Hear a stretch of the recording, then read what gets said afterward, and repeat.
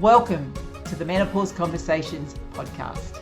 My name's Angela Council and I am your host for this podcast, and this is where you learn all about menopause, what is happening to your body, to your hormones, and life in general. Everything is changing and sometimes it can seem really confusing, but this is where the confusion stops right now. This podcast will share with you everything you need to know about how you can navigate your menopause transition with ease. So sit back and enjoy the show. Bye for now. Hello and welcome back to this week's episode of Menopause Conversations. So I am back this week with another one of the recordings that I did in the series all about hormones. And today I'm talking about the other hormones that we need to be considering when it comes to what is causing the issues that you're experiencing as you're coming through your menopause transition. Now, everyone knows about estrogen. It's quite well known. People are starting to become more aware of the progesterone, but there are other hormones that we also need to be considering that can be impacting the way that you look and you feel. So in this recording, I go into some of those hormones for you, just to explain what they do and what happens when they get out of balance, and most importantly, what you can do to start to bring them back into balance.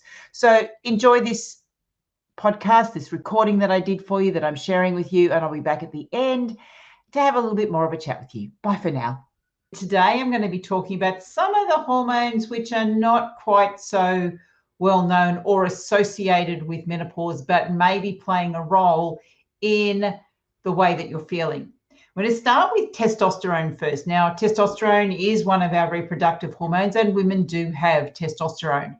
And generally what happens is testosterone is generally pretty steady all month long, except for around day 14 in your cycle when you ovulate, when you actually have an increase in testosterone. And the reason why this happens is because when you ovulate, that's when the best time for you to be having sex, so that you fall pregnant. So you've got to remember what the role of the body is, and the female body is designed to reproduce. So whilst you're in your reproductive ages, basically, as I said, pretty steady, middle of the month it comes up and then it drops back down again. As you come into perimenopause and menopause, the levels drop even further and we lose that bump in the middle because we don't ovulate every single month. So it then becomes pretty low. And we don't need a lot of testosterone, but just that little bit of a drop can actually cause different symptoms. Now, some of the symptoms that it can cause is, one is a drop in libido, because testosterone is all about our libido. Can it cause an increase in belly fat? So more holding more weight around the tummy. That's also associated with other hormones as well, estrogen and cortisol. A drop in muscle tone, and this is a big one, and many women don't realize that this can happen, but we lose muscle tone. So we're not necessarily losing muscle, but we're losing tone. So, and if you're a woman who has exercised a lot and done a lot of weight work, you might just find that things become a bit soft, and we become softer as we get older. And now this loss of muscle tone can actually then cause other issues. So it can cause vaginal atrophy because we've lost the tone of the muscles around in the vagina. It can also cause the thinning of the tissue within the vagina. So that can be very painful for women. And sometimes some hormone replacement might be required, but it becomes very targeted hormone replacement straight into the vaginal region. So you can actually get a specific estrogen cream, a testosterone cream, which is applied direct into the vaginal tissue just to kind of improve the integrity. There's also other lubricant and moisturizers that will help as well. And we also tend to get a drier skin. This loss of muscle tone can cause stress incontinence, so urinary incontinence, so not being able to get to the toilet, actually leaking. And this is where pelvic floor physios will actually help as well, because sometimes it's the drop in hormone, but other times it could also just be the lack of muscle tone or too much muscle tone. So that can also cause too much muscle tone can actually cause constipation as well. Loss of testosterone can also result in mood swings, particularly violence and anger can come out. It also increases your risk of cardiovascular or heart attacks. And once again, this is because you're losing the integrity of the muscles. Can also cause a breakdown in joint cartilage. So this is where women become at a higher risk of getting osteoarthritis as the cartilage in the joints start to break down, and that can cause a lot of pain and inflammation. Something that was one of the things that I had, and I still actually do have. I have osteoarthritis in one hip. I had it really severely in the other hip, but I've had a hip replacement, and now I'm actually starting to have issues with the other one. And it can take longer for your body to repair after exercise. And so what that means is there's a longer recovery time as your testosterone levels go down. So that's testosterone. And some of those symptoms that I mentioned are also associated with estrogen and maybe progesterone as well. So, it's the combination of those drop in those reproductive hormones. But now let's just move away from the reproductive hormones, because there's other things happening as well for many women as they come into this stage of life, not just the loss of the reproductive hormones. So the other hormones which we need to look at, and we'll be talking a little bit more about some of these over the next coming weeks, is our stress, so cortisol levels. And I believe that basically just about every single symptom that women experience as they come into this stage of life has got a stress component in it. So our cortisol levels play a massive role, and high stress levels, so high cortisol, impacts not only your reproductive hormones, it impacts your thyroid hormones, it impacts your insulin, which is your blood sugar regulating hormone. So cortisol impacts so many different other hormones. So none of these hormones work independently of each other. They all kind of work together. And when stress hormones are high, a lot of other hormones go out of balance. So cortisol, insulin is another hormone, and we'll be talking about that more over the coming weeks as well. So insulin, and in particular, insulin resistance, where your body stops responding to insulin, that can cause, that's a stress on the body, so that then increases cortisol. But then when cortisol levels are up, we actually have the impact on insulin as well. So they're both kind of working backwards and forwards. They're bouncing backwards and forwards of each other.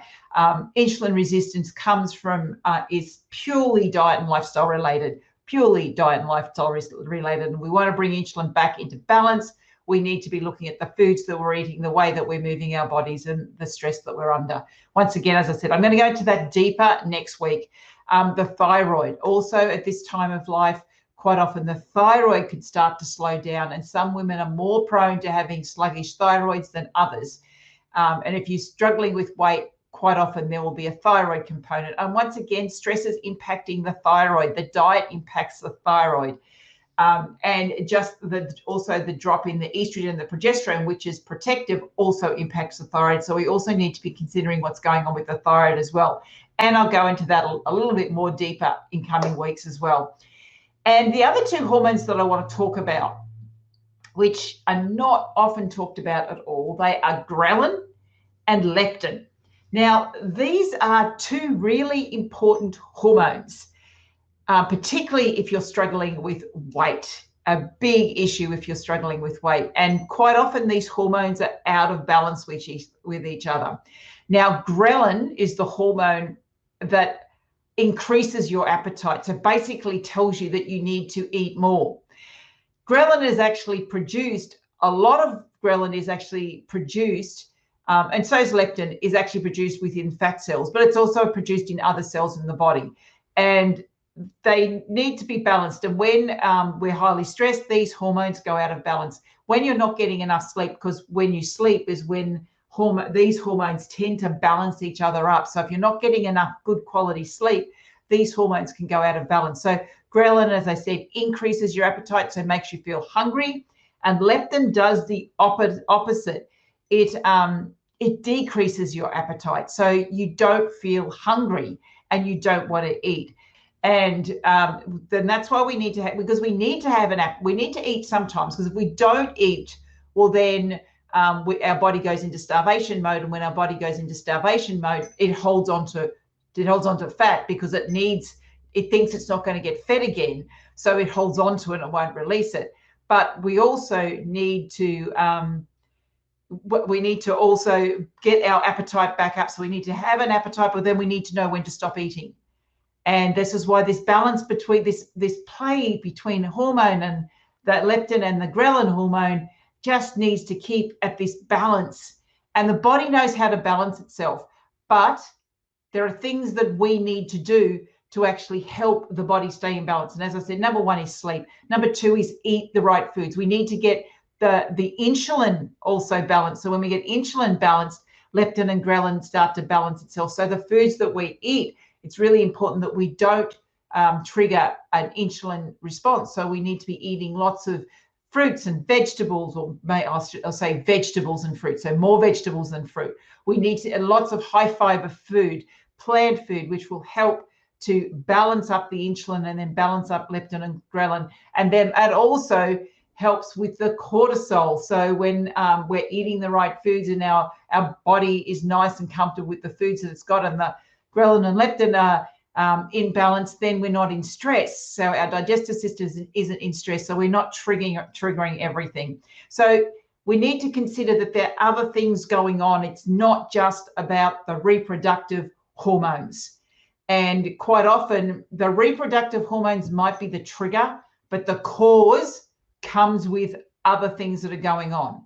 And the symptoms that that women are experiencing, that you might be experiencing, will come somewhere from those other hormones. Whilst it might be triggered by a change in the reproductive hormones, the real cause is coming from one of these other hormones that I've just spoken about. 9 times out of 10, actually, I'm going to say 10 times out of 10, cortisol is playing a role. Insulin is also playing a role. The imbalance of ghrelin and leptin is also playing a role. A lot of times, the thyroid is also playing a role. So we need to be looking at those hormones as well and making sure that they're all in balance with each other. And all of these hormones have got one thing in common, one single thing in common. And that is they are all regulated from the brain. The brain, there's a master gland within the brain which regulates all of this. So we need to be really focusing on really good brain health. And when we've got really good brain health, then you will have physical health. Your symptoms will go. And this time of life, as you're moving through this time of life, this is when basically your brain is rewiring itself, because it now knows it's no longer in reproduction mode, that it's actually moving into more of wise woman mode, more protective of the tribe mode. So the brain actually rewires itself. And this is why it changes all of these hormones. Because when we're still in reproductive mode, our brain needs to be thinking about different things. It needs to be thinking about, and I want to take out the way we live our lives, but just on an evolutionary basis, our bodies were designed to reproduce. Women's bodies were designed to reproduce. And our brain is set up with all the hormones, is designed to reproduce. When we get to the end of our egg supply, when we get to the end of our reproductive supply, our reproductive change of life, that's our brain then needs to actually do a reconfiguring. It basically needs to reconfigure us back to a time before we were in the reproductive age. So this is what's all happened, because we've had all these hormones going on, and we've had life going on, and we've got stressors, and we've got environmental toxins. We've got all of this been going on, and the brain's got to actually recalibrate. So this is why it's really important when we're in our mid-40s to mid-50s that we start to focus on what it is we want for our life for the next half of our life, and start to make the changes that are required to recalibrate your body, because this is basically what you're creating. Rather than going, well, how am I going to replace a hormone and put that hormone back? The question is, how am I going to recalibrate and rebalance my hormones so that my body can thrive in the next half of my life with the new level of hormone that it requires to keep me alive. So it's Angela here, and I am back again. So hopefully now you've got a little bit of better understanding of the other hormones that need to be considered. You know, the ghrelin and the leptin and the thyroid and the testosterone all need to be considered when it comes to looking at what is happening to your body as you're coming through this menopause transition. But as I've said a few times on the past podcast, it's not all about the hormones. We need to go a little bit deeper. What is really happening? Why are hormones out of balance? Why is it that ghrelin and leptin are out of balance with each other? Why is it that your thyroid hormones are out of balance? Why is it that your cortisol levels might be too high? This is what I'm going to be talking about and sharing with you in the free upcoming Secret to Thriving in Menopause Workshop. I'm actually going to take you beyond the hormones so that we can actually work out exactly what is going on, get to the real cause of what's going on, but not only understanding the cause, actually finding the solution, and the solution that's right for you, because not every diet is right for every woman, and you probably already know that. You've tried all the different diets, and actually, in fact, I don't really believe in diets anyway, but there are certain foods that benefit some women that might not be as beneficial for other women. There are different ways of exercising that work for different women. So within the Secret to Thriving in Menopause Workshop, I'm going to share with you the key that makes it all work. And when you can understand this, you can then create the blueprint for what you need to do with your body to move through your menopause transition so that you can live the life of your dreams. So if you would like to register for this workshop, as I said, it's completely free, it runs over 5 days. The link is bit.ly, so bit.ly/menopause_workshop. But menopause with the capital M and workshop with the capital W. The two capitals are very important. So bit.ly/menopause_workshop. Hop over there, register, and then you will be able to join in the 5-day workshop where I'll be sharing with you exactly what's going on with your body and how you can create the solution that will work for you. So I'd be really, really excited to have you as part of that journey, because this is what I did. What I'm sharing in this workshop is exactly what I did to drop 24 kilos, to get rid of all the body aches and pains that I had, to actually get the energy back to enjoy my life. And it's not just what I did, it's what I share with my clients. So I will be sharing with you exactly the work that I do with my clients so that you can create the same thing for yourself. So until next week, when I'll be back with another exciting episode. I've got a beautiful guest coming up next week. So from my heart to yours, infinite love and gratitude. Bye for now.